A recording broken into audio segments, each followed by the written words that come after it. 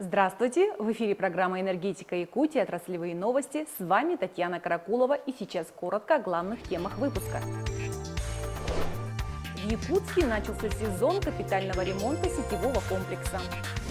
Много солнца на гибридных электростанциях Сахаэнерго возросла выработка энергии. В ожоговом центре Якутска благодаря энергетикам появилось новое оборудование. В Якутске начался сезон капитального ремонта сетевого комплекса. Старые деревянные опоры меняют на современные, а вместе с ним протягивают новые провода. Все для того, чтобы повысилась надежность и качество электрической энергии. Подробности в нашем видеосюжете.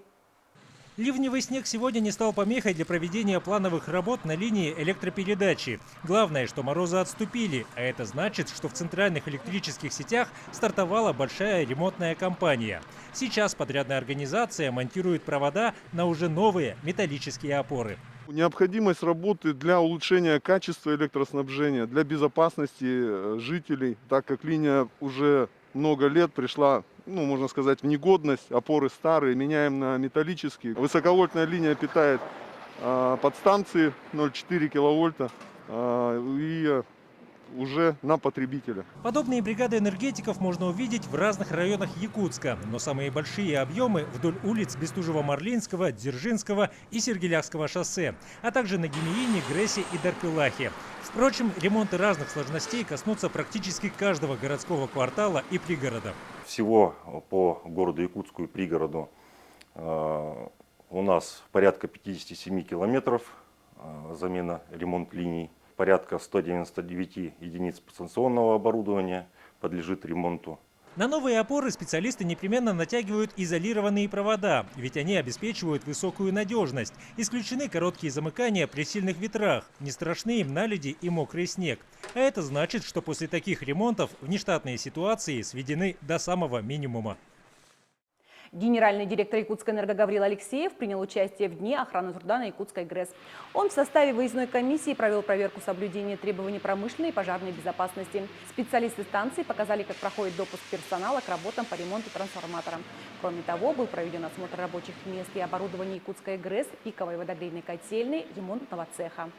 У меня на весь год составлен график посещения всех наших энергообъектов, поэтому в марте месяце у нас по графику это Якутская ГРЭС. Мы находимся на объекте Якутская ГРЭС, посмотрели порядок выдачи нарядов допусков, посмотрели объекты Якутской ГРЭС, как проходит отопительный период. В принципе, замечаний нет, работаем в штатном режиме.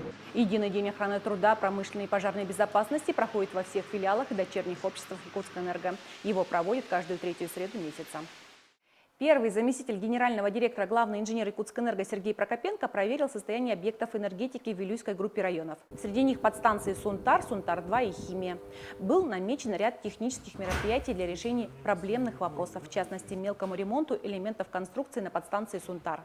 Также Сергей Прокопенко провел работу в Нюрбинском, Верхневилюйском, Вилюйском районах электрических сетей, в каждом из которых проверена готовность сил и средств к выполнению ремонтной кампании, в рамках которой будет проведена большая работа на воздушных линиях. С приходом весны на гибридных электростанциях Сахаэнерго резко возросла выработка энергии солнечными панелями. Ведь именно весной облучение поверхности света максимальное. Из села Батамай Кобяйского Луса наш следующий видеосюжет. Чтобы солнечная электростанция давала максимум энергии, за частотой панелей внимательно следят. Даже еле заметную пыль специалисты удаляют бензиновой воздуходувкой.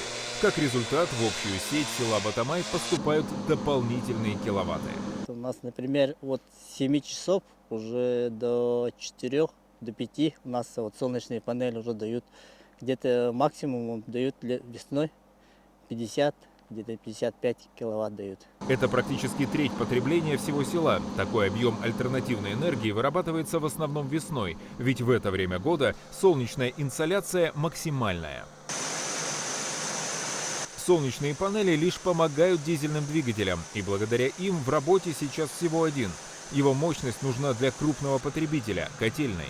Отопительный сезон близится к завершению, а это значит, период пиковых нагрузок успешно пройден. У нас зимой самый пик, да, это 120 киловатт максимум. И у нас работает иногда 3 дизеля, и в основном 2 дизеля работает. У нас в общем 4 дизеля. Село Батамай – одно из самых быстро развивающихся в Кобяйском улусе. Здесь работают новая котельная, двухэтажная школа, возводится многофункциональный культурный центр. В ближайшее время будут подключены к энергии еще 4 строящихся частных дома, а центр этой активной жизни – местная электростанция. Да, свет всегда круглый год, свет всегда дома, никогда у нас свет как бы не уходил и не уходит. У нас коллектив очень слаженный, вот нашего электросети коллектив. У них всегда очень слаженная работа идет. Они всегда и в поселке помогают.